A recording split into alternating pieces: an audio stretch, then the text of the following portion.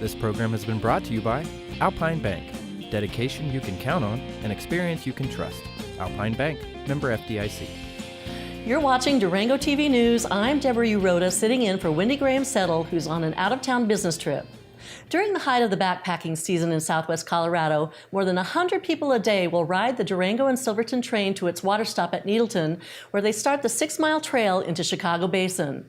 The high-altitude basin in the Weminuche Wilderness is one of the most beautiful spots in the world, with lakes, creeks, and 4 of the state's 14ers towering overhead. But its popularity nearly destroyed its pristine nature, and in 1988, the San Juan Mountain Association was formed to assist the San Juan National Forest with efforts to educate backpackers about low-impact, leave-no-trace camping in the wilderness. For the past 30 years, trained volunteers called Wilderness Information Specialists have traveled into the more heavily used areas of the Weminuche to promote the leave-no-trace philosophy.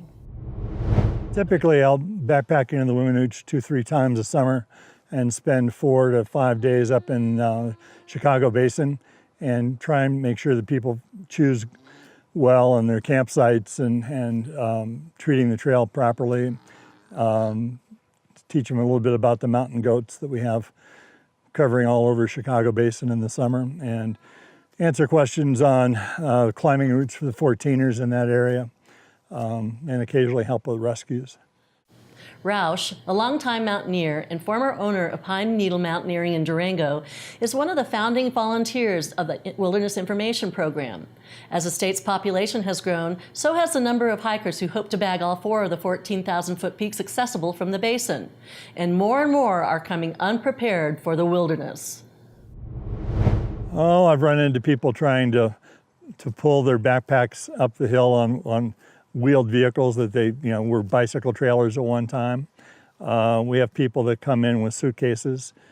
They got off the train with, whatever they flew in to Durango with. So you do find some people that are spectacularly underprepared. Lois Bartig-Small is a retired Durango teacher who has volunteered as a wilderness information specialist since the program's start.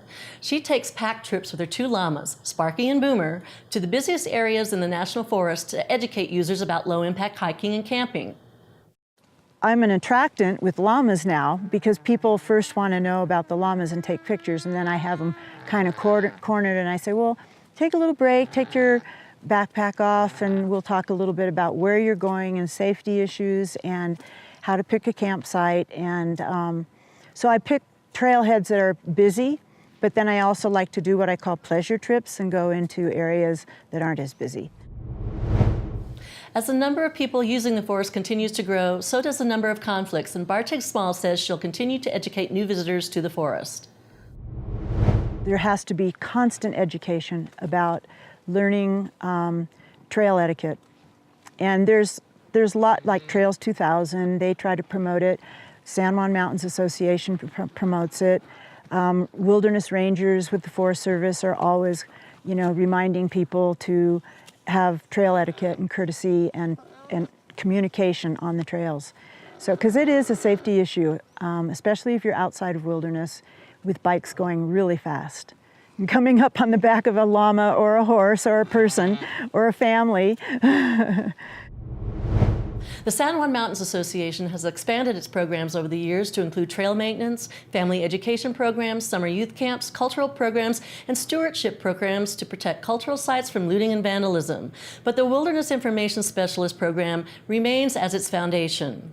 The association will celebrate 30 years of public land stewardship with an anniversary party and silent auction on Thursday, September 20th at the Durango and Silverton Railroad Grange Hall. The party starts at 5:30 p.m. For more information, visit sjma.org.